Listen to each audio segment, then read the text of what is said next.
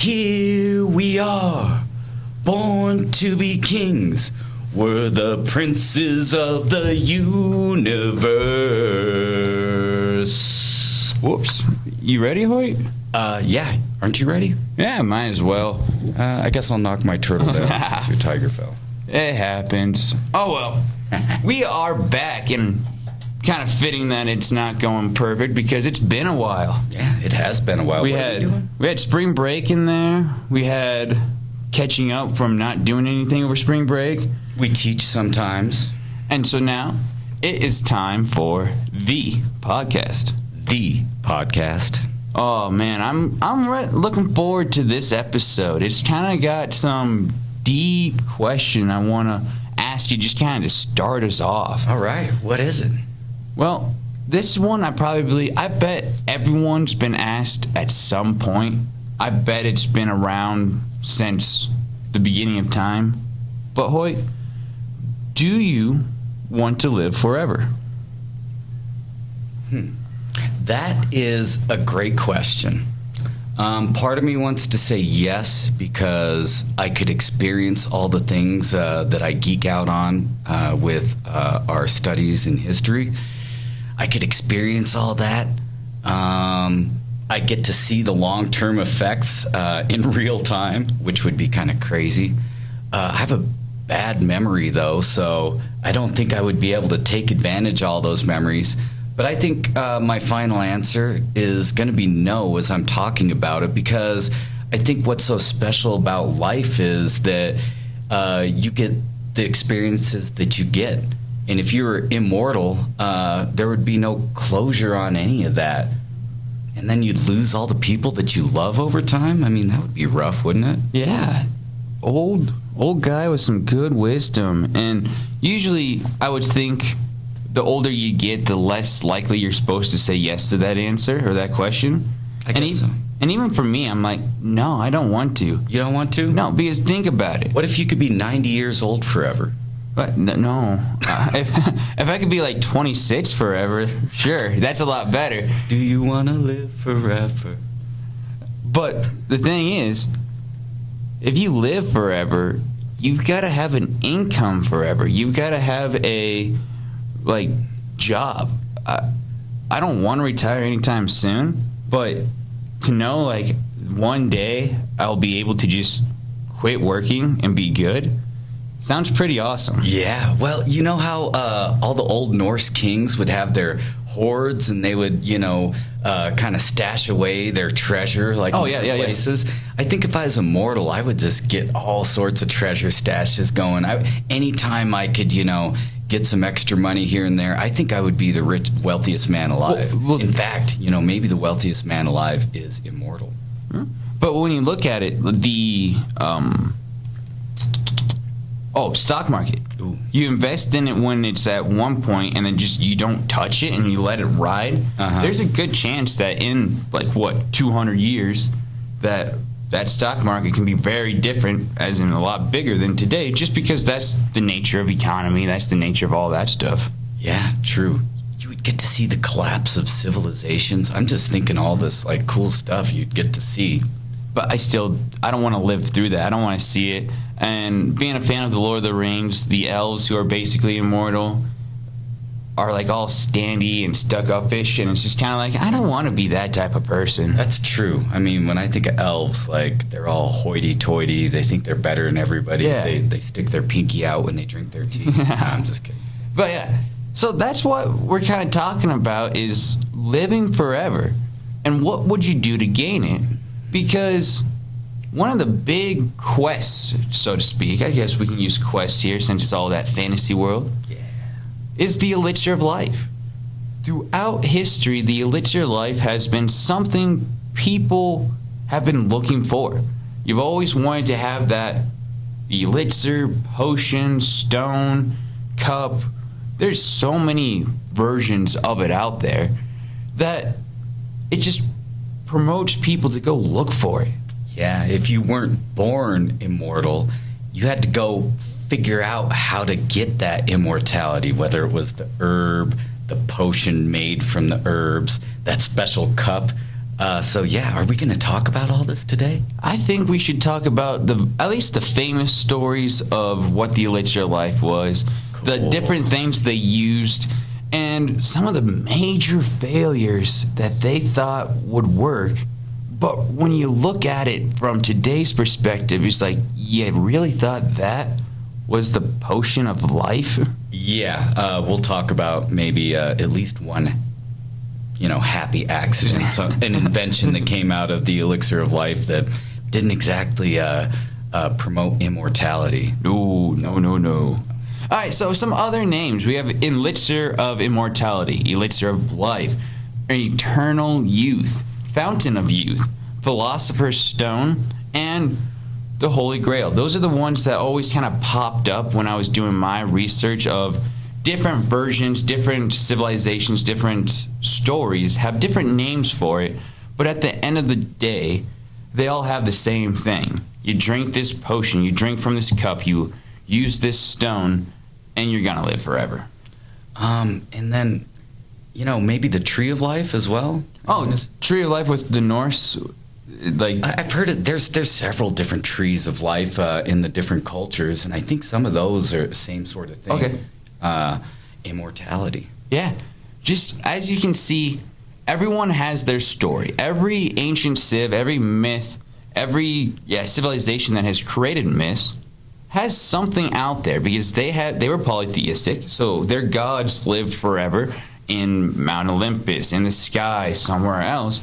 And so they wanted to be like the gods. So somewhere out there, there's the elixir of life according to these old myths. And a lot of them are the gods giving the elixir to humans, but then humans screwing up and not actually fulfilling or being able to use it. Yep. So I've heard that some immortals have been around since the beginning of time. But let's start with Mesopotamia and the Epic of Gilgamesh. Speaking of beginning of time, one of the very first civilizations, by the time you watch this, new reports might come out, but I grew up in my history that Mesopotamia, very first civilization, and one of the very first accounts, Epic of Gilgamesh. So, like all people, Gilgamesh starts to get worried about his age when he's getting up there. You start to think about your own mortality, you start to think about what's next. And so he goes to find a plant at the bottom of the ocean. There's supposed to be this plant that's going to give you that eternal life, but he loses it. A serpent steals it from him and eats it, so then no more eternal life from this plant. Yeah, and we won't get into Gilgamesh too much, but this is just a good starting point. But I just want to mention that he was 2/3 god and 1/3 human, and he was just really upset with his 1/3 humanness, and he needed that immortality because he was part human. I'm not really sure how he had just 1/3 human and 2/3 divine. That's kind of an odd fraction, yeah. And then the sad thing about Gilgamesh is he had the herb, he had the plant that would give him immortality. But, we all need to bathe here and there. And as he was on his quest and after he had already gotten his herb that would make him immortal, he set it down, didn't have his eye on it. He took a bath, and a serpent coiled around it, ate it, disappeared, it's gone. He noticed after his bath, hey, where's my plant immortality that I just got from the bottom of the ocean? Sorry, Gilgamesh. That's sad. He had it in his hands, so that's a life lesson. Yeah, and this is another life lesson. Don't trust snakes. All right, serpent, snake, they're just going to be stealing everything. They're the bad guys in a lot of the stories, and I continue to hold that true in my life because they just freak me out. Yeah, so don't trust serpents or snakes, and keep your eyes on the prize. All right. So, if we're going to start off with the beginnings, Mesopotamia is one. Another really old civilization is China. We're talking about China now, so that's kind of how it fits into our curriculum versus what we wanted to do here. And it starts back with the very first emperor of China, who is Qin Shi Huangdi. Qin Shi Huangdi. Yep. Huangdi means emperor, Shi means first, Qin named after the state that he was king of when he united the 7 warring states. All right, and for those who are spelling at home, it's not spelled like it sounds, so I would definitely have failed this if I did not have to spell it a whole bunch this last couple of weeks. So he was fascinated with living forever, like a lot of leaders are. If you look back in time, those power-hungry leaders are all about, I don't want to give up power. I don't want to stop ruling. So we have to find something to rule, like give me life to rule forever. So he spent a lot of time and a lot of money trying to find what he called the elixir of life. Government resources even. I mean, he had an executive order. He told all his government officials to drop everything at one point. I mean, that's how hard he was trying to find it. People in different villages were like, Emperor, we're trying to find you the elixir of immortality. So, well, to add to it, he sent an alchemist. So alchemists really working with the potions, metals back in the day, and 500 young men and 500 young women to find the elixir. He sent these 1,000 people off to find Mount Penlai? Penglai. Penglai. Yep. Sorry. And some legends say it was an island. Some say it was a mountain on that island. Either way, I think it was you had to sail to get to it. Yep. Long story short, this place, whether it's mountains, whether it's island, is where the 8 immortals lived in Chinese mythology. They had palaces of gold, platinum, and this was supposed to be where this elixir was. Made sense. The gods have all the secrets. They're going to be the ones to hold immortality. Mm-hmm. So, where is these mountains, these islands? Well, it could be in like that Bohai Sea, and it could be Japan, it could be Korea, Taiwan, because these 1,000 people never returned. And there's a lot of stories behind why they didn't return. And one of my favorites, just because it's connecting the whole world together, is that these 1,000 people sailed off, found the island of Japan, and started the civilization there. That's really cool because they did sail east. Mm-hmm. And, you know, they kind of had like 2 quests. The first quest, they sailed, they were stopped by a sea serpent, supposedly, and that's why they failed. And then the second time, the emperor is like, hey, the sea serpent's dead because the emperor supposedly killed the sea serpent. And it was just like a really big fish or something. So they sailed off again, and that's when they didn't come back. And I think that's hilarious. I wouldn't come back either. Well, it's like there really isn't an elixir for immortality. Sorry. We were doing this conversation in class the other day, and I was like, why wouldn't they come back? Like, let's say first off, they could have all died. Like, they were venturing out into the unknown. There's a good chance they could have died. It happened.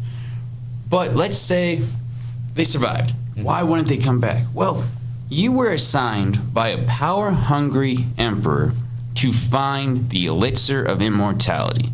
Now, I'm going to be a little Debbie Downer. I think you already said it too. I don't believe there is an elixir of immortality. I don't think there is a potion. I don't think there's a stone. I don't think there's something on this earth that will give you forever life.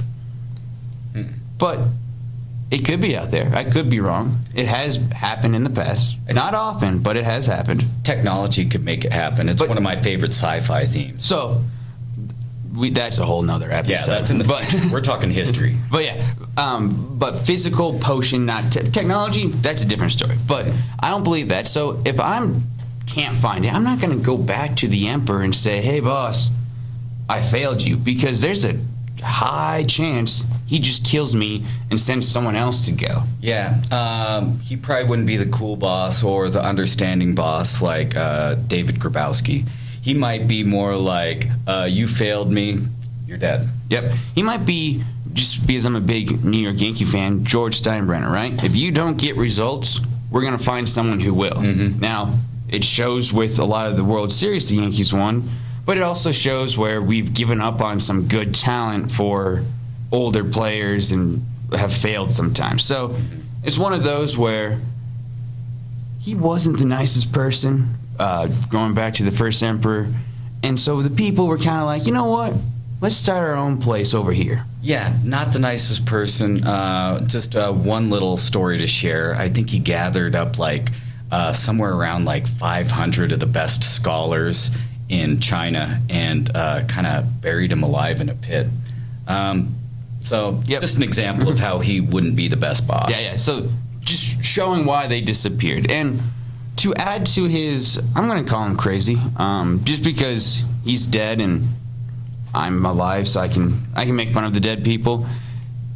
He thought mercury was going to be that elixir. Eventually, he came around, and so in his tomb, rumor has it, there's like a river of mercury next to his sarcophagus, I believe. Yeah, they made a model of the empire supposedly with mountains of bronze, rivers of mercury mirroring what it looks like in real life, and pearls for stars in the the ceiling of the tomb. That would be so beautiful, really pretty to see. But I'm also saying, folks, if you don't know what mercury is, don't drink it. Mm-hmm. It's not good. No, it might look cool and it might look like it would give you immortality because it's kind of like a it's a liquid metal. Yeah, liquid metal. Don't drink it though. No, it's poisonous. Very poisonous. Another civilization though. So we're just kind of moving along. China, they had their chance at immortality, but the people never came back. Is India. So the Indus River Valley, one of the oldest ones, once again. Mm-hmm. Kind of had their own story, and they called their elixir, let's see here, Amrita, Amrita. I'm going to just go Amrita. They say the smallest taste allows you to live forever. Wow. Now, I'm trying to think of it. Would it be a nibble? Would you have to lick? Because I'm guessing it's like some type of, not stone because you're eating it, but some type of physical thing that you would eat, like a cookie or something. When you say smallest taste, I'm thinking like a Tic Tac. Oh, just the smallest, yeah. And so, in the India mythology, India stories, the gods feared the demons. So, they tricked them into helping them stir up the ocean. As they were stirring the ocean, it was just to kind of get them to do work. The gods wanted the demons to be working, keep them busy, get them out of their hair for a while. So they're stirring up this ocean. They're making I'm thinking of a giant whirlpool, stuff like that, just to keep them busy. And as the ocean begins to churn, as the soil on the bottom is starting to rise and settle, the Amrita was created, and it appears in like the god's little pot there, down at the bottom. It was finally, through this kinetic energy, so to speak, they were able to form this immortality food, I would say. Or pot, drink, and the gods all took it. They're like, finally, we've got it. We've got the immortality. The gods all drank it before the demons could. So, big thing there is like, hey, God's immortal. The demons can be defeated, so to speak. Interesting. So that's the story behind the immortality of the gods, then? Mm-hmm. Huh. And so with India, they took a different path. For the human beings, it wasn't a big deal for them to live forever. No, that's an interesting thing culturally. I wonder where you're going to go. Yeah, because they had other ways to live forever. Yeah. Or at least in my limited research, this is what I've kind of found. And so it was more of the gods triumphing over the demons to live forever and to always be victorious, instead of the human beings trying to find it. So with this kind of idea, kind of culture thing, they were able to basically say the good's going to triumph the bad. Yeah. Well, Hindus, the majority population in India, believe in reincarnation, right? Yes. So they're already, living life after life after life. So in a sense, they are living forever. Yeah.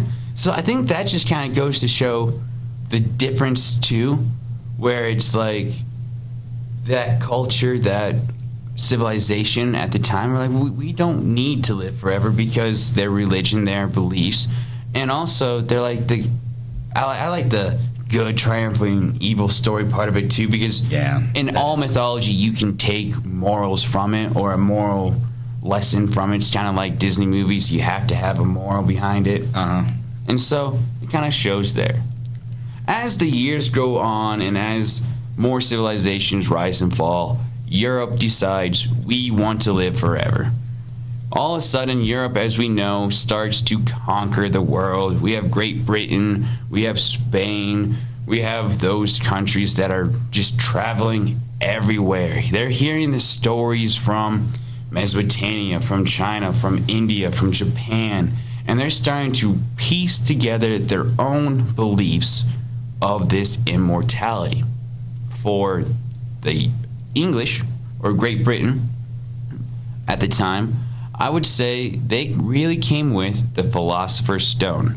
Might sound familiar if I said Sorcerer's Stone because of Harry Potter. So that kind of J.K. Rowling kind of brings that into the forefront. I like the Harry Potter one because it's like this beautiful red stone where it turns any metal into gold. So if I'm going to live forever, I want to go buy the Philosopher's Stone because right there you have untold riches. You have you don't have to work forever. You get to do what you want forever. I'm fascinated with alchemy. So this will turn any metal into gold. So your finances are taken care of. And brings immortality to the holder. So I believe with some, you've got to be holding on to it. Maybe add a little bit to your drink or something like that to really consume it in immortality. This, for many, many, many years, was the goal for alchemists. So they all thought, well, if this is out there, we can recreate it, we can build it, we can put the different minerals, elements together to form this stone. One of the biggest one was Nicholas Flamel. So J.K. Rowling did bring in some actual history with Nicholas Flamel being a big time searching for it, an alchemist who really put time and effort into trying to find the Philosopher's Stone. Do we have a quick chance for a side fact? Yeah, go for it. So we're talking about these alchemists and how they were always trying to, it's called transmutation, change one metal into gold. And, in addition to the Philosopher's Stone and immortality, alchemists, they're trying to change these different metals into gold. And one of my favorite stories about an alchemist, he was trying to transform something into an elixir for life, and this was in China, and he accidentally created gunpowder. Ooh. So that's another ironic one. Elixir of immortality. Gunpowder can be pretty fatal. So I don't think it was a very successful elixir for immortality. And that's one of those where it's pretty flammable too, explosive. And so for me, if you and they're working by candlelight and stuff like that, so open flames nearby, knowing me where I bump into a lot of things, like something's gonna go wrong. So yeah, that's a little dangerous right there. Very dangerous. But back to Europe, because that is a fun fact. Alchemists is pretty cool. The Spanish weren't so much alchemist-wise. They thought there was a fountain of youth out there. Where is this fountain of youth? Well, Ponce de Leon, like that alone, is just awesome name, right? All right, he's going to go find it. So they're exploring the New World, all right? The Caribbean, we've got Mexico, and then finally they kind of get into the Florida region. Yes. So Ponce de Leon is searching for it. He finds Florida in the process, and the natives told him the fountain was in the Magic Kingdom? Bimini. Oh, sorry. Could be in the Magic Kingdom. But the natives were I think they were kind of pulling Ponce de Leon's leg. I mean, obviously they have their beliefs, they have their thing, but it kind of, in my research, I'm not going to get too much into it because I didn't fully understand, I just want to touch on them, where kind of like, here's an outsider who's very, not that he was gullible, but he had a very determined mission, find the fountain of youth in this new land. And so they kind of just if we send him on a goose chase, he's not going to bug us. Yeah, let's send him packing. Yeah. So he was searching for it. And one of my favorite movie series is Pirates of the Caribbean. The fourth one, On Stranger's Tides, is all about finding the Fountain of Youth. And so Ponce de Leon's ship is shipwrecked. Jack Sparrow has to go get the chalices. They have to go to this cave where the fountain is. And the big things here are there's 2 chalices. One has a mermaid's tear in it. If you drink it, you survive. You get the immortality. If you drink from, and then, so you always need 2 people. Let me start. You need 2 people. Hoyt, I give you 1 cup, fill it from the fountain. I got my cup, fill it from the fountain. And I put the mermaid tear in mine. We drink it. I take all the years you've had, plus all the years you would have had, are given to me, and you die. So, like, I take your life and gain it, according to Pirates of the Caribbean. Just, once again, we're doing different myths. This is a new take on it today. And so, could you do that? I want to talk about, like, real quick sidebar. Could you, if let's say you want to live forever, could you steal the life from someone else? That reminds me of a series I'm watching right now called Dark Crystal, where for you to live, you have to suck the life out of somebody else. I would say no. I don't necessarily believe in karma and all that. I really feel that, like, what goes around comes around, though, in a sense. Yeah. And I try to treat other people well. I wouldn't want somebody to suck the life out of me, so no, I'm not going to suck the life out of you. No, I think that, too. Like, you always think about, like, ooh, but with me being I kind of don't want to live forever, so that kind of puts it easier. No, I want to do it, and plus, like, the guilt. I would feel guilty for doing that to somebody. You'd have to deal with that guilt for the rest of your life. Yeah, that's like, it's a long time. Yeah, that's one of those where I'm just like, oh, no, I'm good. No. And one of the other things is, so spoiler alert, Jack Sparrow does not drink from the fountain. He actually saves the heroine, Penelope Cruz's character, whose name is just, I cannot remember. The daughter of Blackbeard. Blackbeard dies, spoiler. But, is that why Johnny Depp is aging so fast? Sorry, I just had to throw that. Could be. But when we look at that part, the end scene is him and Gibbs kind of walking on the beach saying, there's more than one way to live forever. We kind of talked about it with the India belief. And here, Achilles. We talked about how when he went into battle back with the Trojan War, or we didn't talk about it because we didn't do the episode yet, but when we talk about it, he knew he was going to die. But yet, today, we still talk about him. He still lives forever in the sense that he has one of our body parts is named after him, the Achilles heel. People, when we talk about the Trojan War, Achilles is probably one of the top people discussed or talked about. Absolutely. And so, when we look at history, it's literally keeping people immortal. Yeah. Because you're constantly talking about it, constantly remembering the deeds of people in the past. So, in that sense, I viewed the first emperor of China as failing, but, we talk about him year after year. Other history courses talk about him year after year. In China, they talk about him year after year. He's immortal. Yeah.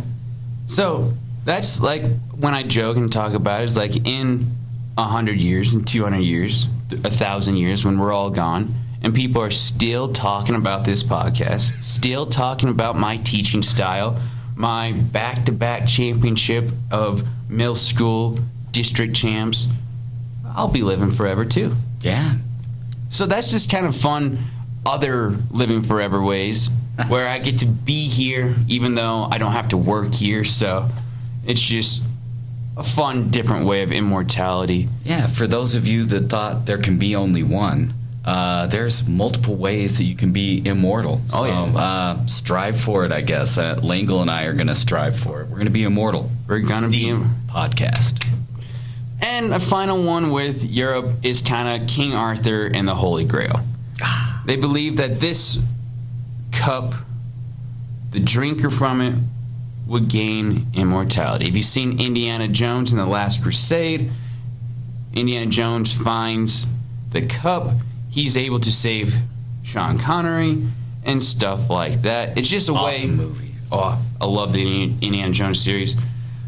But as you just kind of see it, there's just different ways to immortality for all Europe. Some people think this, some people think that. And our final civilization is Japan.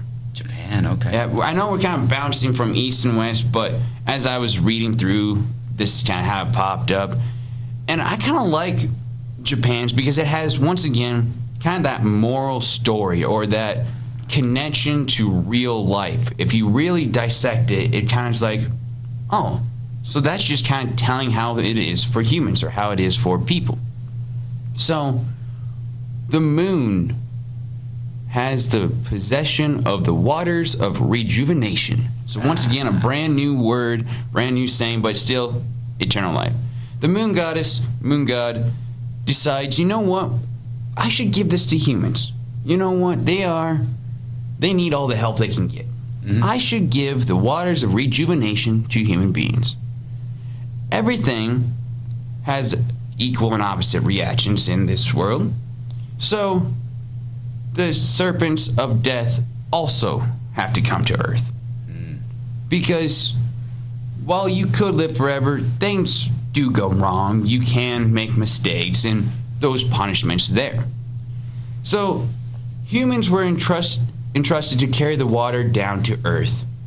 And so a few of probably the strongest, maybe not the fastest, but the wisest are the ones to carry down the waters of rejuvenation. But let's just think about it. When I was growing up and we had to water the horses, the cows, and carry a 5-gallon bucket from the house to the barn, it's tiring. It's only one bucket, 2 buckets, but still. I always have to do the 2 with the 5 gallons because if you carry one, it's just harder. The balance. To. You need the balance, the counterweight. But it's one of those where you've got to keep it going. Because once you stop and set them down, I realized that, I should have just kept going. It's way easier if you kept going. But they got tired and they stopped. Mm-hmm. The humans set them down. They took that nap. And the serpents of death found them. Mm-hmm. The serpents jump into these pails of water of rejuvenation and they take a bath in it. Mm-hmm. Well, you have water of life, serpent of death. You mix those together, now you just have water and serpents. It renders the water useless. And this is why serpents rejuvenate themselves by shedding their skin and why men die. Interesting. And that's so cool that you brought serpents back into the story. Yeah, that's the one thing I've seen a lot. Just like serpents trying to bring it back and forth and all that. And so, yeah, it just kind of shows snakes shed off their skin. Mm-hmm. And so they rejuvenate themselves. Yeah. But humans don't do that, and humans die. Yeah. I like that one. And favorite thing about mythology, just all the connections you can make, whether it's personal connections, what you know about snakes, other stories that you've heard. So I do kind of want to do some wrong potions real quick. I see you getting ready for spelling with Langle. Some wrong potions. You can't see the actual spelling. No, I can't see the words. I just saw you were messing with your phone. So, gold. It's a very precious metal, so let's consume gold, and maybe we'll become really precious and not die. And that has happened throughout history, consuming gold. So, jade, another very beautiful gem. They thought, hey, this is a very precious thing. Maybe we should eat it. Nah, that didn't really work. And in China, they would actually make a jade funeral soup for you, cool. in addition to eating it. And that funeral soup with the jade would supposedly help you live forever. Cinnabar, that's another one. It's formed by mercury sulfide. Cinnabar might sound appetizing.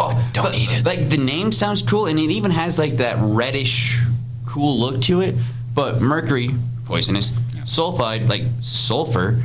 So I don't like smelling of rotten eggs. I don't like, maybe the metal part didn't, but it's still. No, poisonous to humans. And then, like I said, my favorite, mercury. All right, it's that metal that's actually liquid form.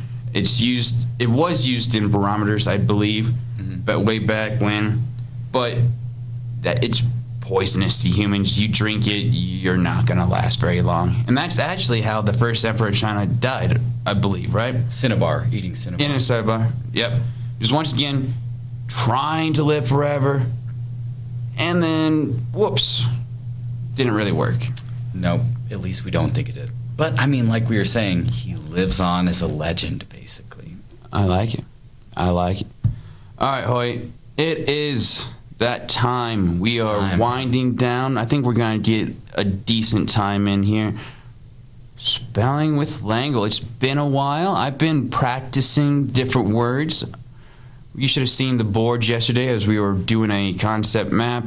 Some of the kids are like, what does that spell? I'm like, I'm not sure either. But we all helped each other and we got through it. Nice. Well, can I do just a really quick question for you to get us warmed up for Spelling with Langle? Yeah. Because we didn't mention one of my favorite avenues to immortality.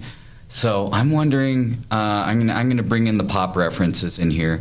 What is your favorite vampire movie? Oh, vampires. That does bring a different take on it.